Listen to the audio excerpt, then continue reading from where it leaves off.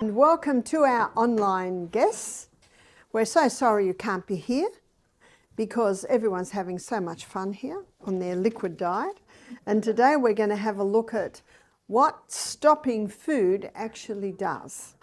Yesterday we had a look at your organs of elimination and the importance of keeping them eliminating very well while you're on the detox. But this morning we're going to be looking at your liver, and your liver is the organ that is orchestrating the detox. The liver is often called the project manager because everything that goes into the body goes first to the liver, and everything that comes out of the body comes out under the jurisdiction of the liver. So what we're going to first of all do, have a look at what goes into the body and what the liver does with it. So we're going to have a look at foods. And never in the history of mankind have human beings eaten so many carbohydrates. I think you'll agree with me. We've become high carbohydrates consumers. You just go into any supermarket and there's usually a whole aisle devoted to bread, a whole aisle devoted to cereal, and almost a whole aisle devoted to pasta. There's certainly a large section devoted to cakes. Now I'm just going to say cakes, etc., because this takes into consideration croissants, muffins, cookies, biscuits. We call what you call cookies, we call those biscuits. I think your biscuits are like a scone, so a roll, something like that. So pretzels, so there's your etc. Also, another high carbohydrate is pizza, rice. Rice is another carbohydrate. Potatoes and products made with potatoes abound. There's your French fries, your chips, you call them potato crisps or chips. And then last and certainly least in nutritive value is the pure crystallized acid extracted from the sugarcane plant. Would you agree with me? High carbohydrate consumers. I don't think anyone just chose to eat that way. It's just convenient. And we're such a fast society that it's just grab, eat.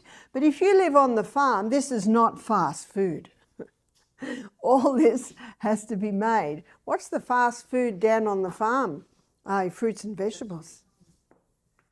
That's your best fast food shop, is your fruit and vegetable shop. All of these foods in the gastrointestinal tract break down to a singular structure called glucose.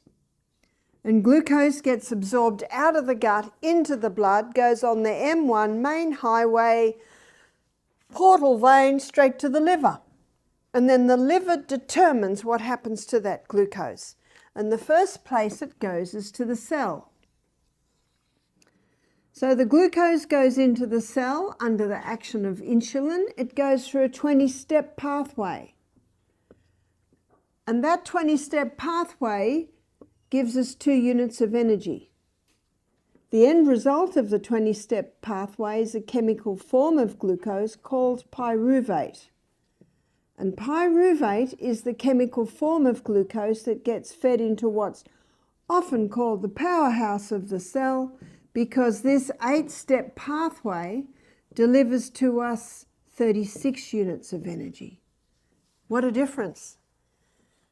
Now we're going to be looking at this pathway several times this week, so you'll get to know it well. But this is the first place that glucose is sent, is down this, it's called the energy pathways in the body that give us energy. By the way, the difference is oxygen. This 8-step pathway uses oxygen, which is why we get so much energy. This pathway, no oxygen, it's called the anaerobic pathway, but we'll look at that a little bit more in some other lectures. What we're doing today is looking at what happens to glucose. So the first place that glucose is sent, and it is the liver that's doing this, is to the cell to go through the energy pathways. But on a high carbohydrate diet, we've still got glucose left over, and now it gets stored. It gets stored like a little bunch of grapes. and they're little molecules of glucose, and they're called glycogen. Glycogen is a name given to quick-release glucose stores. And that's why it was not an unreasonable request for us to ask you to exercise this morning. You might think it was very unreasonable. We're not feeding you solid food. We only gave you water this morning, broth last night. Now your glycogen stores are there, and when you start moving the body and the body needs fuel, it starts plucking those glycogen stores, putting them through the energy cycle to give us energy. It's a wonderful process. Now, in a muscle cell, these glycogen stores are basically like in a prison. They can only be used by the muscle. But the liver also can store glycogen. And this glycogen can be sent all over the body. Yes, even to your brain. But on a high carbohydrate diet, we've still got glucose left over. And so now it gets stored in the most amazing fuel depot in the human body. It's called fat cells. And what's happening with Americans on this high carbohydrate diet? They're getting bigger and bigger. And when I go down to downtown Roanoke, oh, those people are big. They're big. And if you have a look in their trolleys in the supermarket, what do you see? You see a lot of this. A lot of this. So the third place that the liver stores all this excess glucose is as fat. Now, can you see, I've just given you the basic science here. Can you see that fat doesn't make you fat? What makes you fat? It's the high carbohydrate diet. And there is a doctor that made this very famous. His name's Dr. Robert Atkins. We've all heard of Dr. Robert Atkins. Very interesting story. He was overweight, knew his science, which was what I've just shown you. So he decided, he came up with a theory that if he stopped all carbohydrates, he theorized his body would start to live on his fat stores and he would lose weight. Did it work? Oh yes. His book was #1 on the New York Times best-selling book list 4 years. Funny. Nutritionists and doctors hated him. Someone loved him.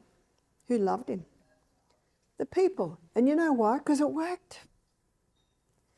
So what did he eat in his experiment? He knew that his gastrointestinal tract needed fibre. So 3 cups of vegetables a day. And the food with no carbohydrate was meat, butter, cream, cheese, eggs. So he had lots of protein. And in meat, butter, cream, cheese, eggs, he was also getting lots of fat.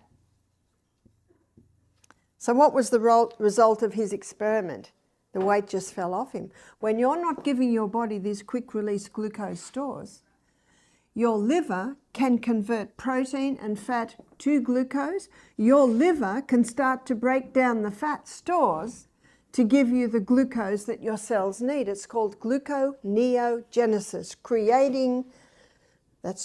is creating glucose from the fat stores. Was he hungry? Never hungry, because there's three foods that keep the food in the stomach longer. Fibre, because it slowly releases the glucose. Protein, because it's in the stomach that protein gets broken down. Fat, because it coats the food, so it takes a little bit longer to break down. So he was never hungry. Did he have energy? Lots, because of the liver being able to convert these to glucose, as he found the perfect diet. So he put some of his patients on it. Oh, they loved it. They could eat everything they can't usually eat on a weight loss diet. Same thing. But you know what he also noticed after a year? Yes, massive weight loss, but diabetics were coming off their medication. You see, on this high carbohydrate diet, the poor old pancreas is getting screamed at all day. More insulin, more insulin, more insulin. But on this diet, the pancreas is getting a break and it starts to revive.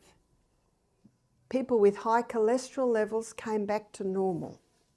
And what are we told we've got to do if we want to get cholesterol levels down? stop the meat, butter, cream, cheese, eggs. Am I right? Yeah, and the drug, that's true. The cholesterol levels were coming down. Atkins scratched his head. His cancer patients were going into remission. Do you remember yesterday? And I do admit I am guilty of information overload, but cancer cells consume 15 times the glucose of any other cell. So when you drastically stop these high glucose foods, the cancer cells can actually self-destruct when they're not getting the glucose they need. What Atkins discovered is that these 3 food groups are the essential food groups. What does essential mean? Body doesn't make, you got to put it in. Fibre is essential because our gut needs to be swept every day. That's what fibre does. Essential because it's in the fibre part of the food that you'll often get a concentration of your nutrients. Did you know that the highest concentration of nutrients in the potato is just under the skin? And when you peel your potatoes, you lose that. We're very thankful to Jamie Oliver, who got people to leave the skins on their potatoes. Protein is an essential nutrient because 50% of the membrane around every cell in the body is made up of protein, whether you are 100-pound or 300-pound. This is the membrane around every cell, and we've got 100 trillion of them. The membrane around every cell is 50% protein. Remember yesterday we looked at the DNA, the crossword bands, amino acids. That's a breakdown from the protein that we eat. Protein's essential. You cannot heal without protein. You cannot function without protein. My son James, he was built with my body type, and no boy wants to be this little. And he changed his body type by intense working out. I'll show you a photo of him later. Looks like a bodybuilder now. How did he do it? Yes, intense working out. But you know what he also did? He supplemented with protein. Every bodybuilder, what do they got to supplement with? Protein. You know that, don't you? Yep. Have you seen a picture of Bosnia's husband? And he's not a young man. Muscle knows no age. Whether you're 9 or 90, you can have strong, strong muscles. But building up those muscles requires protein. It's an essential nutrient. What Atkins also found, and this might surprise you, 50% of the membrane around every cell in the body is fat. Whether you're 100 or 300 pound, we're talking about the membrane. Except for the brain cell, it's 70% fat. It's the fattiest organ in the body. And this fat-free diet is a dangerous diet. We had a midwife from Africa, well, she worked in Africa for 30 years, I think. She said at one point, she's in her 80s, she said the African babies were not developing, their brains were not developing, they weren't getting their milestones, and they investigated why this was so, and they discovered that the mothers were watering down the milk. They were watering down the milk, and those little developing brains were not getting enough fat. The brains cannot develop without adequate fat. Let's go to the other end of the scale in the latter years of life. What's happening to people today? They're getting Alzheimer's and dementia. Did you know this is not normal? I've read the Bible and I haven't heard of one case of dementia. Today, research is showing that 92% of DNA damage is caused by mineral deficiency. That this fat phobia arose. Stop eating the fat, it'll give you a stroke, heart disease, is that right? When did it really get momentum? Maybe about the 70s, 80s? No, that brain in the latter years of life, it must have adequate fat. Atkins found that these were the 3 essential food groups, but what he discovered was that the non-essential food group, what does that mean? You can actually live without it, was actually carbohydrates. So So what's happening with many people on this high carbohydrate diet, they're missing out on the 3 essentials, especially when it's refined, and they're overdoing the non-essential. But how can you do this on a plant-based diet? Let me show you. And we're going to go to Genesis 1. We're going to go to Genesis 1:19, where God tells Adam and Eve what to eat. We're going to look at the food. We're going to have a look at the protein content of the food and the carbohydrate content of the food. And God said, behold, I've given you every herb-bearing seed. What's a herb-bearing seed? A herb-bearing seed is a grain. A herb-bearing seed is also a legume. A herb-bearing seed is a seed. So let's assess these 3. Grains: wheat, rye, barley, oats, amaranth, buckwheat, millet, corn, so many grains. High in protein, but high in carbohydrate. How many on our carbohydrate list are from the grain section? Grain, grain, grain, and it could be grain, grain, grain, grain, grain, many cakes. Grain, grain. The majority on our carbohydrate list are from the grain section. Legume, what's a legume? Beans, so lentils, chickpeas, lima beans, black-eyed beans, cannellini beans, soybeans, so many different legumes.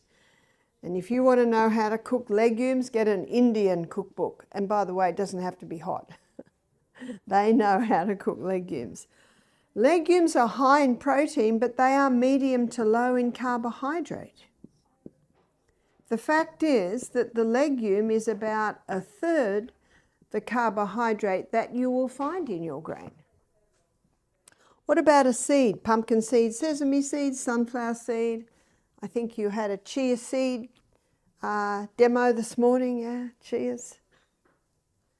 Seeds are high in protein, but they are quite low in carbohydrate. So God said, behold, I've given you every herb-bearing seed which is upon the face of the earth, and every tree. In the which of the tree is a fruit-yielding seed. So what's a fruit-yielding seed? There's your nut. All your nuts come from the fruit of the tree. Pumpkin, so that's your seed. Coming to your nuts now. For your nuts, almond, Brazil, hazel. In fact, when I was in Germany last year, they make the most beautiful hazelnut cake. And it's almost half just ground hazelnuts. It's lovely and rich. And macadamia, I guess you've got to come to Australia to be able to eat macadamias. They're expensive, but they are delicious. We're trying not to talk about food today. Tomorrow, we'll talk about food. Also, almonds. Done almonds, I think, pecan, or you call them pecans, walnuts, so many nuts. Nuts are high in protein, but they are quite low in carbohydrate. So to ensure you're getting your 3 essentials on a plant-based diet, increase your legume, nut, seed part of the meal, and to ensure that you don't overdo the non-essential, decrease the grain part of the meal. That's an easy way to do it. So instead of a plate of pasta, you have a little bit of pasta, lots of sauce and salad. So instead of having a sandwich with 2 slices of bread, use lettuce instead of bread. So you just get that carbohydrate part down. An interesting thing with children, I did not want to be in the kitchen all day long. So I would feed my children well at breakfast, fibre, protein and fat. And I didn't feed them again till lunchtime. How many people think that children have to be fed all day long? We know what I noticed with my girlfriends. They'd feed their kids all day long, and when it came time to eat the meal, they don't want to eat their meal. They don't want to eat their meal because they're not hungry, because they've been nibbling all day long.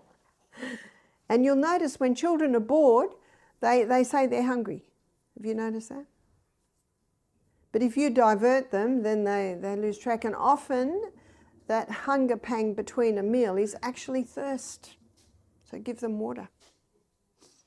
And also, with my children, when you sit at the table, you stay at the table. You stay at the table. And if you hadn't fed them since the last meal, guess what? They're hungry. They're hungry. And so I talk about children because that's where our habits begin.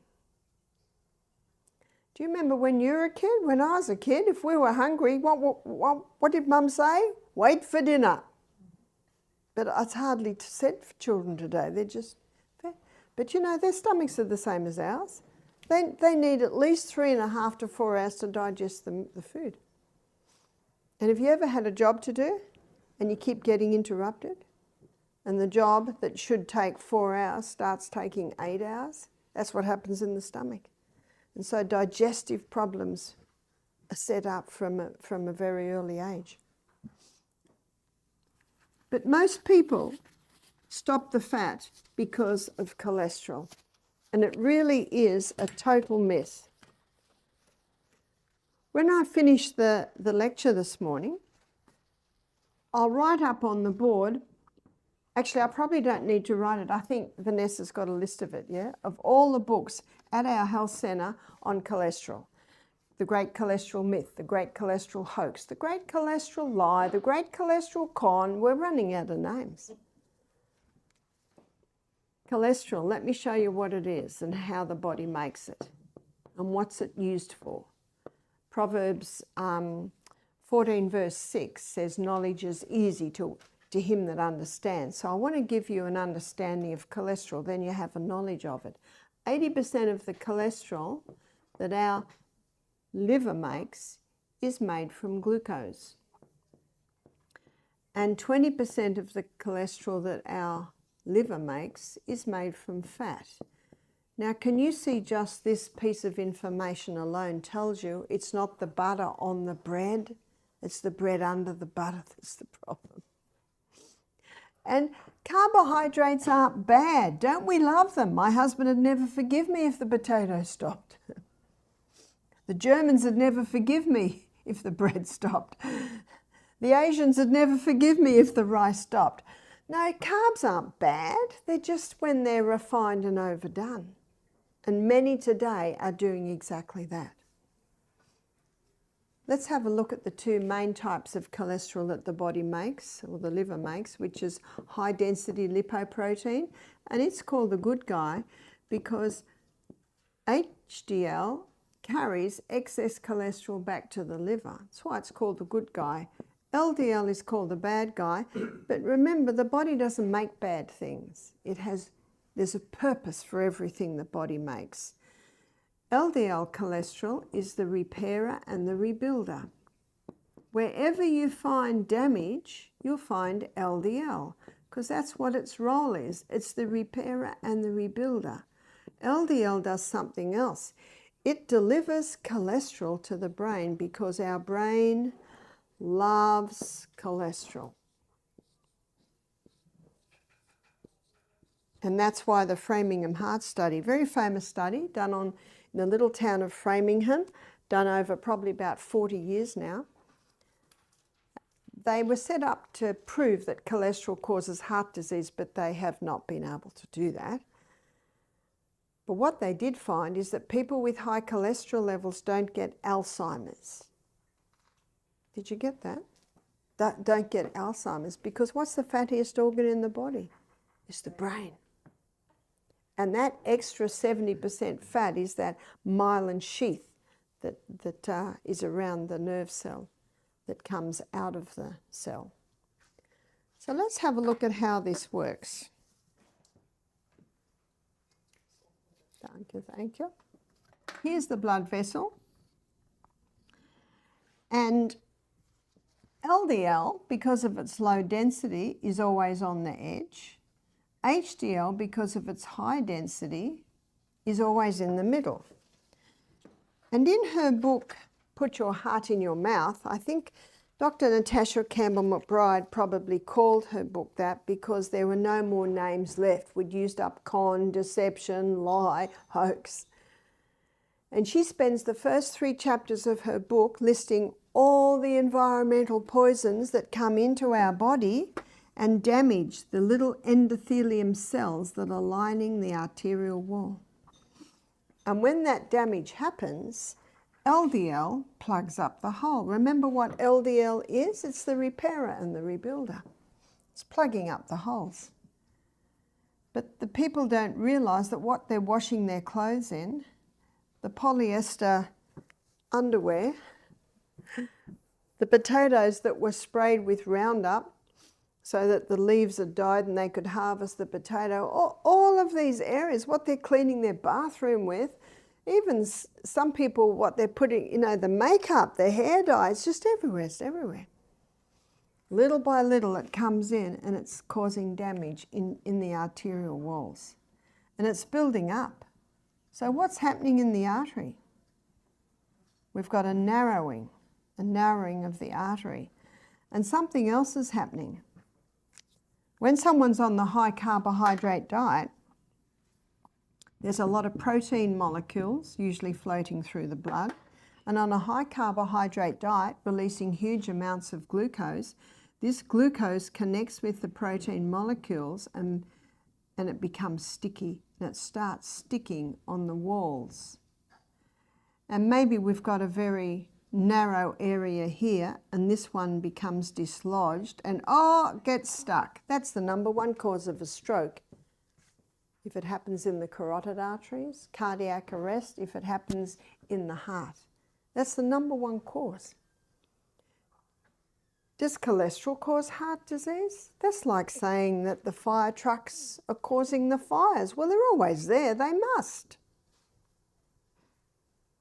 That the ambulances are causing the accidents. Well, they're always there. All cholesterol is doing is what God designed it to do, which is to clean up the damage or plug up the holes. The number one cause of heart disease is actually damage to the arterial walls. Can this be cleared up? Absolutely. Come to Living Springs Retreat. Go on a detox program. We can't promise you the arteries will be clear in a week, but they will begin to clear. So a friend of mine, his name's David Harris, he's a chiropractic doctor. He's very fit. He's a cyclist. In his 60s, he goes to Europe every year, cycles for 200 kilometres, vegetarian. He was getting breathless. And a friend of his is a cardiac surgeon and he did an angiogram on him and he said, "Whoa, your arteries are blocked." So he had to have some bypasses. And the bypass, they cut out an artery here because it's so blocked up. They cut an artery out of the leg and then sew it into there. And by the way, the artery in that leg's not as strong as this one in the heart. Because by the time the blood gets pumped down to the legs, the arteries don't have to be as strong. I saw David a few weeks later. He said, it's genetics, Barb. I said, genetics loads the gun, David. Lifestyle pulls the trigger. So he came and he did a program with us, so I was able to investigate. As a child, both of his parents were chain smokers. Back then, there were only 7,000 chemicals in the cigarettes. Today, there's about 14,000 chemicals in the cigarettes. So this little boy is breathing in this passive smoke. What's happening in his arteries? As a child, he's getting built up in the arteries. He said he wanted to put on more muscle, so he started eating at the age of, I think he was late 40s, he started eating tuna every day, tuna. We had a tuna fisherman come and do our program. He said, we catch 10-foot tuna. The bigger the fish, the higher the concentration of mercury. I think it was within about 6 months of having tuna every day, David got mercury poisoning. Now that mercury is coming into his arteries. What's it doing to the arterial walls? Plugging up the holes, plugging up the holes. Can you see the threads that came together? Because people would look at David and they'd say, what's the point in being fit and being a vegetarian? Look at him. But when you have a look at his history and the factors that came together, and as a vegetarian, he does what many vegetarians do, which is what? carbohydrate. I've met many vegetarians, they stop the meat and what do they eat? Pasta, bread, cereal. When you stop the meat, you got to replace the meat. What do you replace the meat with? Legumes, nuts and seeds, the protein. He was so happy. He was so happy to know why. Didn't God put it in each one of us? Why? Why are these things so? We should all be private investigators investigating why these so, because there's always a reason. So can you see there's not one thing that causes heart disease, strokes? It's a whole lot of little things. And we had a lady do our program from London. She was 48. She was the CEO of a big company and she just had a stroke. They did an angiogram on her. Her arteries were clear. What caused the stroke? So I began to investigate. Tell me about the week before you had the stroke. And she looked a bit embarrassed, so I knew some things were coming that she didn't want me to know. She said, well, I had some deadlines. So she said, I was staying up all night.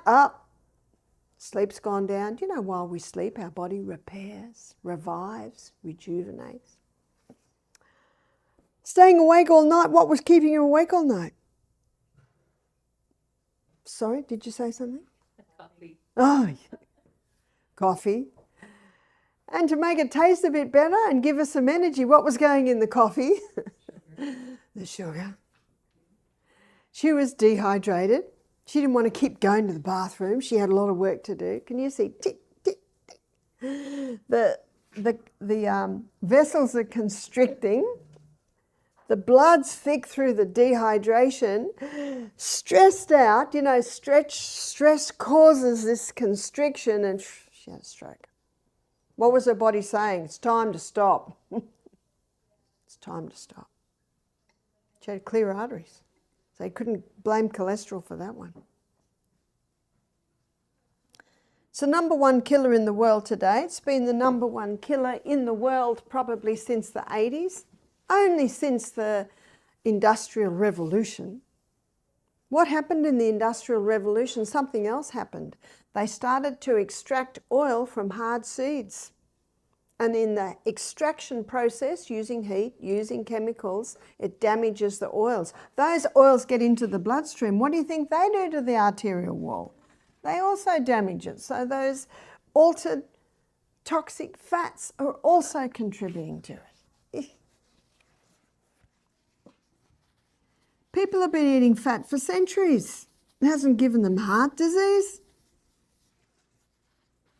It's only since the Industrial Revolution, and since the Industrial Revolution, a lot of chemicals came on the scene. So what's medicine doing to reduce heart disease? Let's make a list. Number one, low fat or no fat, yeah? Stop butter, start eating margarine. Has that reduced heart disease? Not at all, no, not at all. Okay, next one.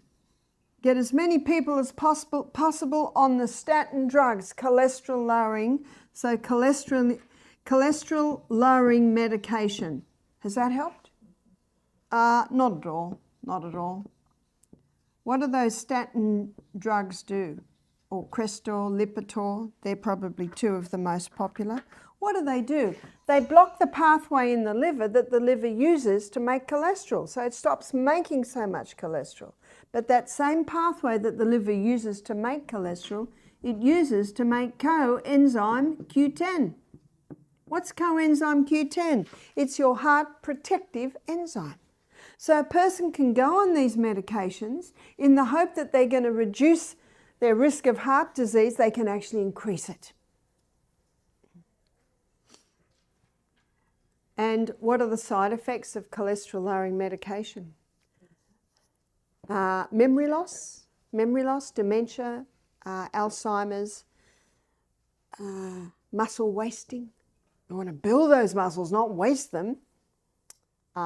They've just added another one, breast cancer, because all our sex hormones are made from cholesterol.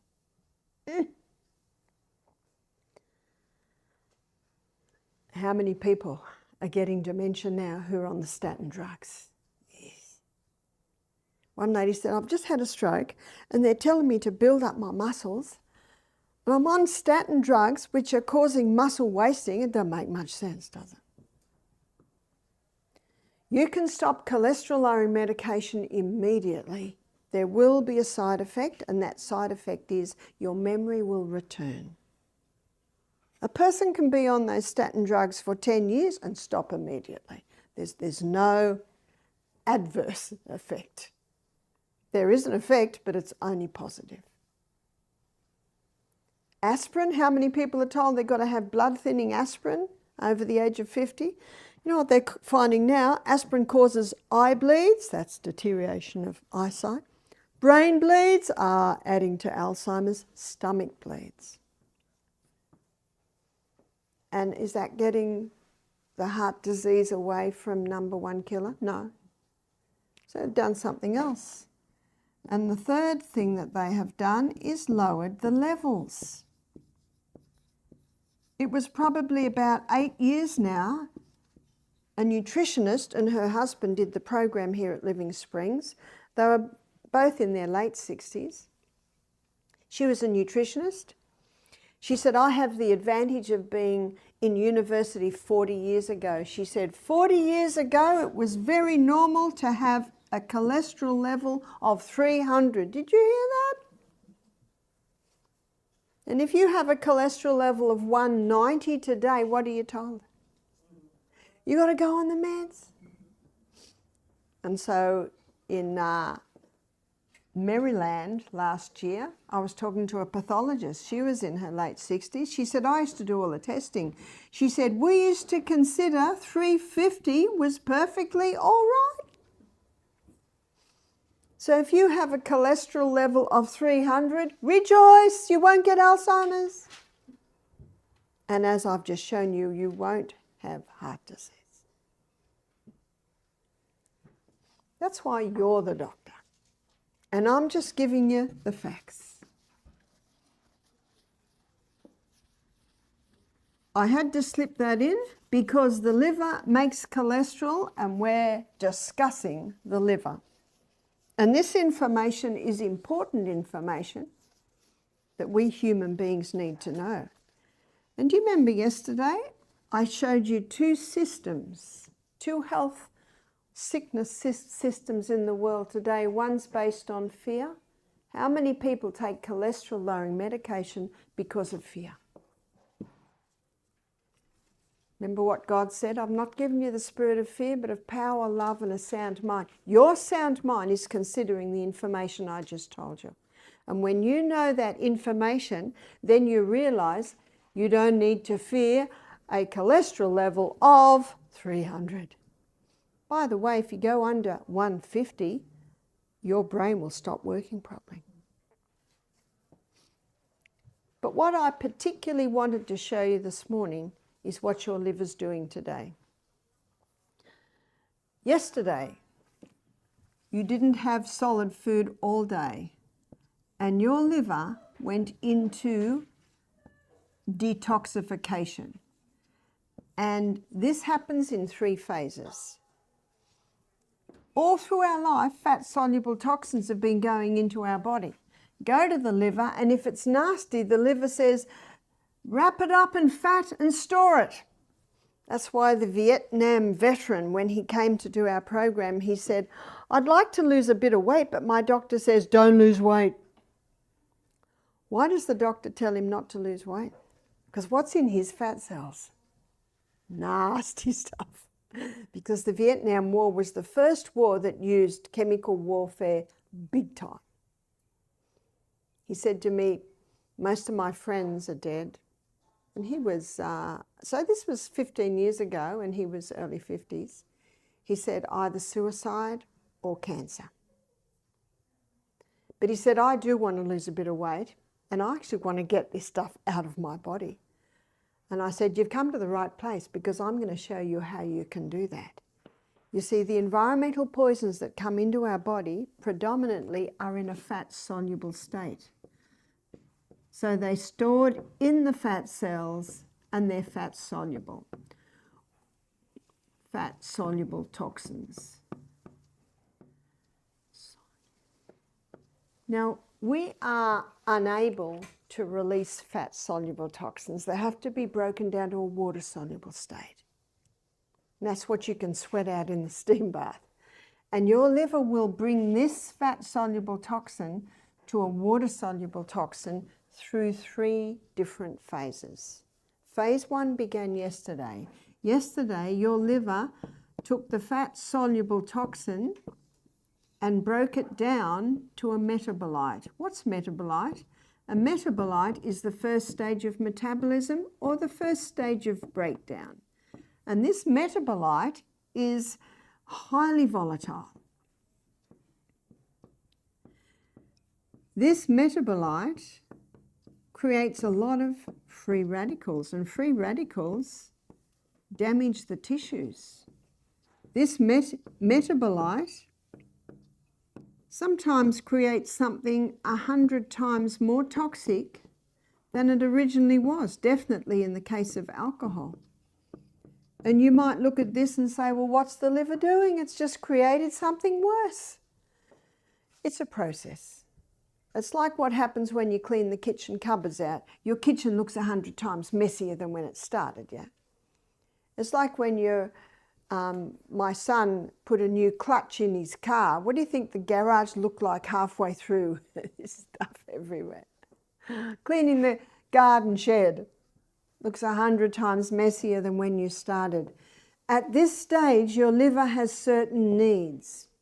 In phase 1, the liver needs antioxidants because antioxidants, their nickname is free radical scavengers. And antioxidants, the most potent antioxidants are beta-carotenes. And beta-carotenes are found in all your green and orange coloured vegetables. So beta-carotenes is one very potent antioxidant. And notice that every juice you have is either green or red or orange. So we're supplying high antioxidants. The other, probably most famous antioxidant is vitamin C. And we're giving you a dose of vitamin C in every green barley drink. Vitamin C is not ascorbic acid. Ascorbic acid is only part of vitamin C. So in plants, you'll find ascorbic acid with bioflavonoids. So if you buy a vitamin C powder or supplement, make sure it's ascorbic acid with bioflavonoids. The third most potent antioxidant is vitamin E, and vitamin E is a fat-soluble vitamin, so you're getting your vitamin E in your protein drinks. Within 36 hours of beginning a detox program, phase 2 kicks in. So phase 2 kicked in this morning. In phase 2, your liver takes this highly volatile, highly toxic metabolite and joins it together with amino acids. So the union of this toxic metabolite with amino acids produces the water-soluble state. And the water-soluble state is what we've all been waiting for, because as a water-soluble, it can be easily released out of the body. And this explains why in phase 2, the requirements are protein. And this is why yesterday we only gave you 2 protein drinks but 3 green barleys, because your requirements for antioxidants were high yesterday. But today we'll be giving you 3 protein drinks, because your liver's requirements for amino acids is greater today, because you've gone into phase 2 of the liver detox. Phase 3 of the liver detox happens in conjunction with phase 2.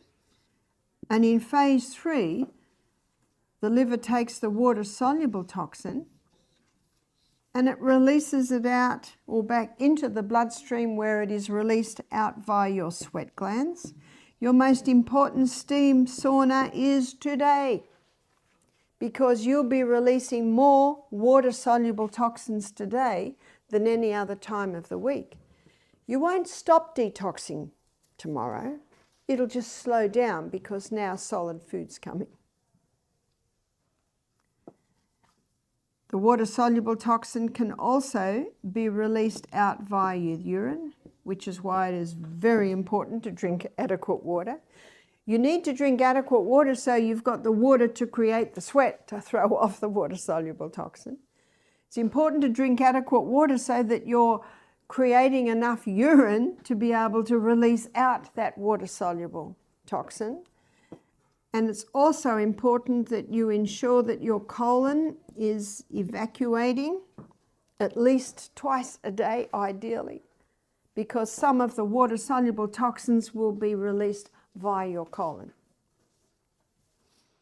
And that's why yesterday I showed you how to ensure that your organs of elimination are eliminating effectively. The liver does a very good job at breaking the fat-soluble toxins down to the water-soluble state, but we need to make sure that we're giving our body the right conditions so that it's being released out as the liver is breaking it down. I think the hardest time is that third steam when you think, I've had enough, but I sit there and think, no, a little bit longer, a little bit longer, I want to get these. Water-soluble toxins out. And I think you'll agree with me, after you've had that cold plunge or cold shower, it's easier to stay in the hot a little bit longer and the cool on the head. As I previously mentioned, you will continue to detox over the next few days, but not as majorly as you are today. Today is the main detox day. This information that I've given you has only been known probably since the early 2000s. And because of advanced equipment, they're able to know more about the body than they knew maybe 20 years ago. I don't think Dr. Atkins knew about the 3 phases of the liver detox by his death, but doesn't explain why people were getting results with his diet. And the only reason they got so many good results is because of all the 3 cups of vegetables a day, and 1 cup had to be green, so that's high beta carotenes. I don't advise his diet today. The meat is not in a good state today. But even if you did live on a mountaintop and everything was organic, it still is not the most superior diet, because when meat breaks down in the body, it leaves a very acid residue. And in the book China Study, Dr. Colin Campbell, he shows how he could turn cancer cells on and off by the amount of meat and dairy products that he was giving to the rats. No, the superior diet is a plant-based diet. But there are many sick vegetarians, and I believe that they're sick vegetarians because they're living over here. They're on that high carbohydrate diet. And as I showed you, you can do it, and we will show you how to do it. And the meals that you eat from tomorrow will be an illustration of how you can do that. When you go home, you might not have the variety that we have here. We certainly show you a lot, but you might look at it and think, don't think I'd do that, but I do that and that. And I think definitely from tomorrow, people are already looking in their mind how they can do that. One lady had already ordered all of the food while she was here, so when she got home, she could actually begin implementing these things. So this explains why, when the Vietnam veteran did our program, we gave him a protein drink every juice. Because what's coming out of his fat cells is pretty toxic.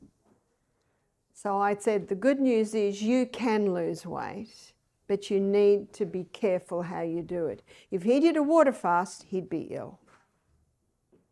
I do not believe a water fast is safe today because of what we all have stored in our fat cells.